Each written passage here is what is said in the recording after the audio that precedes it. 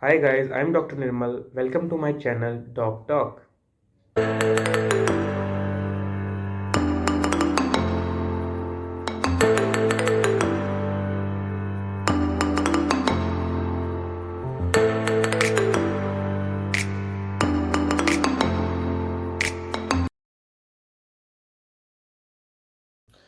Hi guys, so the topic of discussion today is why to give grand tests and its advantages as well as disadvantages. So basically, we all should give grand test and there are few advantages.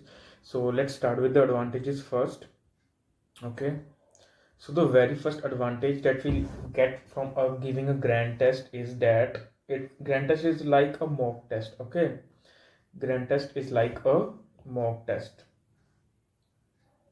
So we should always give some sample exams, sample papers and mock tests so that we know what kind of questions are going to be asked, what have been asked previously and what will be asked in the future in our exam. Okay, so it's kind of a mock test. You cannot say the same level of questions will be asked, but it's quite give you a hint. Okay, what type of questions will be asked. Second, and the very most important thing is habit.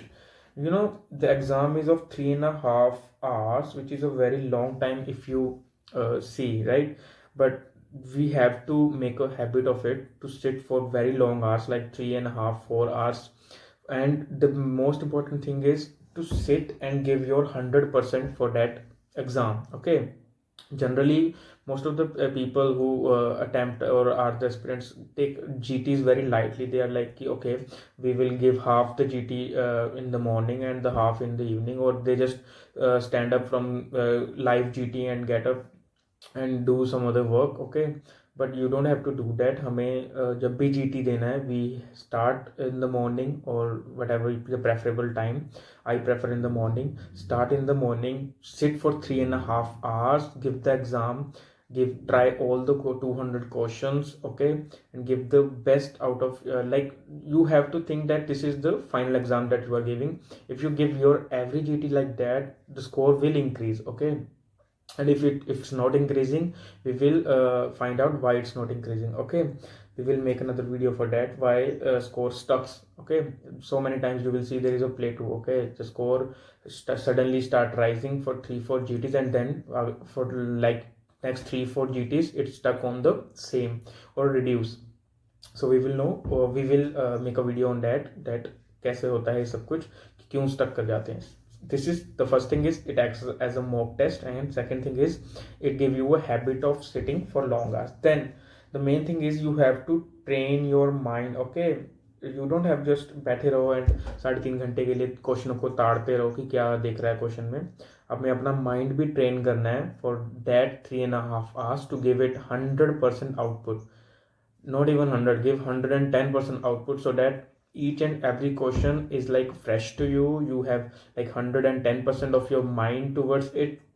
Then the silly mistakes will be less. Okay, and you have to think objectively. It's not like, it's not a subjective paper. Okay, that you will read the question and you know that this is from this topic, and then you don't, if you don't know the answer, you will make a tree, tie the goat to the tree and explain the goat. Okay, you don't have to do that. It's an objective question, MCQ paper type, and you have to be very objective with your options. Okay, so mock test habit and train your mind for thinking objectively for long hours. Like, then comes the very essential part of our exam. Like, you have seen to your seniors saying that, okay, मेरा exam में इतना question रह गया, मैं इतना नहीं कर पाया, मैंने सोचा था अभी समय है और समय हो गया कंप्लीट, पर मेरे से ये रह गया, मैं रिव्यू करने थे, मेरे रिव्यू रह गए, और ऐसी कई सारे एक्सक्यूजेज. सो ये सब कब होता है? जब तुम पेपर को अच्छे से मैनेज नहीं करते.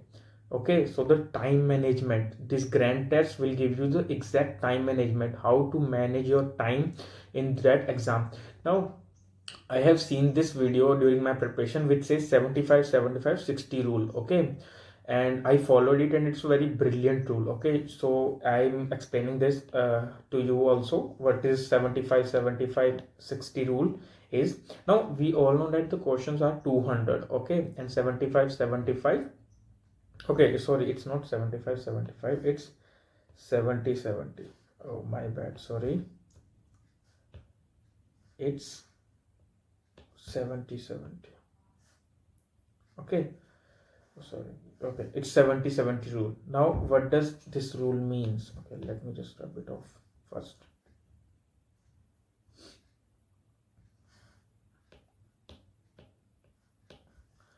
Now what this 70-70-60 rule means? Now we have 200 questions, 70 questions, 70 questions is 140 plus 60, 200 questions. Now, and we have 3.5 hours. Now how to approach this? Like for the very first hour, you should complete 70 questions. That at least this should be your target, that I'll be completing 70 questions in my very first hour. Then for second hour, you should complete another 70 questions. Okay, and then for third hour, okay, you should complete 60 questions. Now if somehow you leave some questions in the very first hour, like 70 questions was the target and you did around 68-65 questions, then 5 questions remain, and in the next 2 hour again, second hour, you did 65 questions. Now 10 questions remain, so 3 hours has 60 questions. You can do your remaining 10 questions in that 1 hour. Okay, so 60-70-70-60 rule. And now we have left with half an hour, which is to review. Now what to do in the review? First of all, the very first thing they all say is never change your answers. Okay, because अगर आप ज़्यादा सोचोगे ना कि इसका answer ये भी हो सकता है, वो भी हो सकता है, तो there are very high chances that you may mark wrong.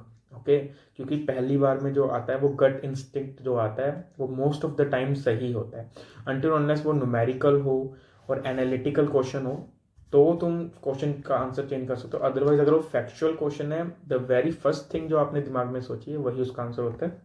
So review में ज़्यादा नहीं करना होता. Plus review act as a bonus time. अगर आप पेपर में डिले चल रहे हो तो आप रिव्यू का टाइम उसमें यूज़ कर सकते हो. But this rule is a very good rule to follow, 70-70-60 rule. And अगर आप फॉलो करोगे अपने ग्रैंड टेस्ट में तो फाइनल एग्जाम में आपके लिए ये बच्चों का खेल होगा फॉलो करना, क्योंकि आप अपने पिछले 10-12 ग्रैंड टेस्ट से यही फॉलो कर रहे हो एंड आपको आता है. ये आपका एक इंस्टिंक्ट बन जाएगा, रिफ्लेक्स बन जाएगा. 70 क्वेश्चन करने हैं मैंने पहले घंटे में, 70 क्वेश्चन करने हैं दूसरे घंटे में, 60 करने हैं तीसरे में, और आधे घंटे में अपन करेंगे रिव्यू. तो ये एक बड़ा ही सही रिफ्लेक्स बन जाता है. उसके बाद जो अगली चीज़ है वो है सिली मिस्टेक्स को रिमूव करने में बहुत हेल्प करता है. क्योंकि अगर आप बार बार कोई चीज़ दोगे तो आप बार बार सिली मिस्टेक्स नहीं कर सकते. पर सिली मिस्टेक्स के लिए आपका रिव्यू सिस्टम अच्छा होना चाहिए जो आप करोगे. हम उसके बारे में डिस्कस करेंगे अगली वीडियो में कि कैसे रिव्यू करते हैं एग्जाम को.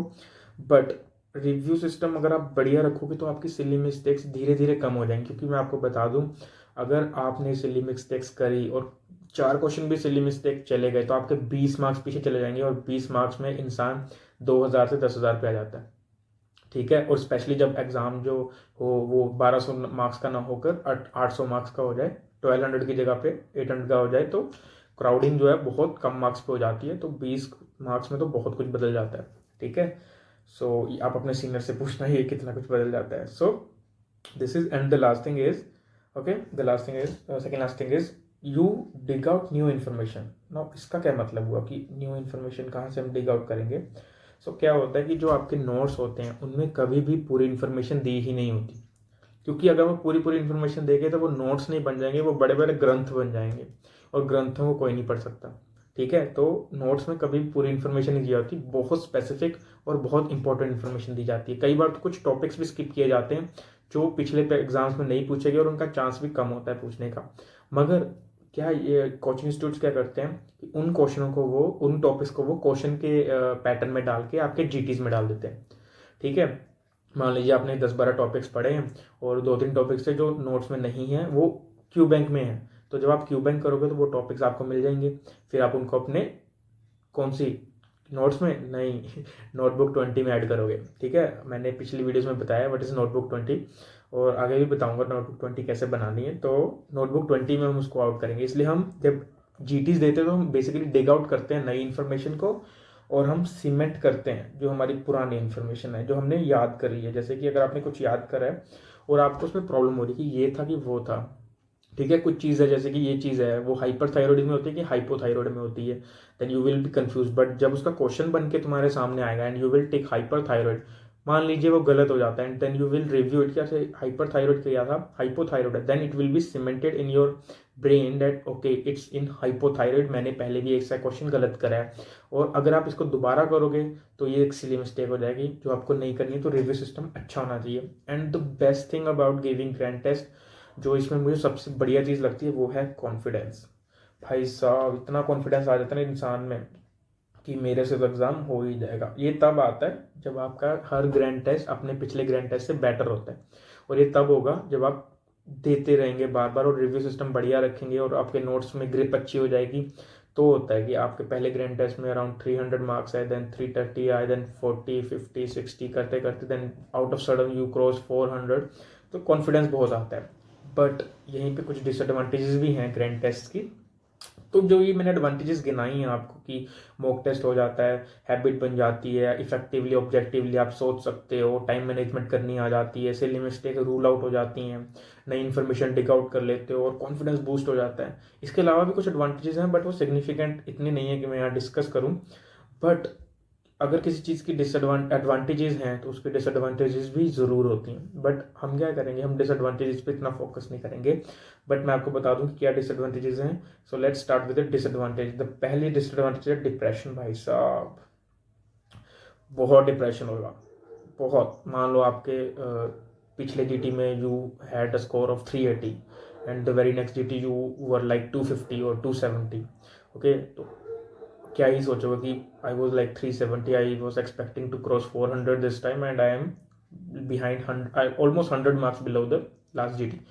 सो इसके कई कारण होते हैं। कई बार जीटीज टफ हो जाते हैं, कई बार स्पेसिफिकली जीटीज को टफ किया जाता है, कई बार जीटीज में जो क्वेश्चन पूछे जाते हैं आपने वो टॉपिक्स रीड नहीं किए होते या रिसेंटली रीड नहीं किए होते, या फिर कई बार पिछला जीटी ईजी होता है, तो डिप्रेशन हो जाता है। देन जेलसी, मान लीजिए आप अपने दोस्त के साथ बैठ के जीटीज देते हैं, या फिर आप एक रूम में हैं जहाँ पे आपका दोस्त भी पढ़ता है आपके साथ, या लाइब्रेरी में you have like that competition, जो कि बहुत गलत चीज़ है। अगर आपको compete करना है हमेशा अपने साथ compete करो, कभी अपने पीयर के साथ compete मत करो।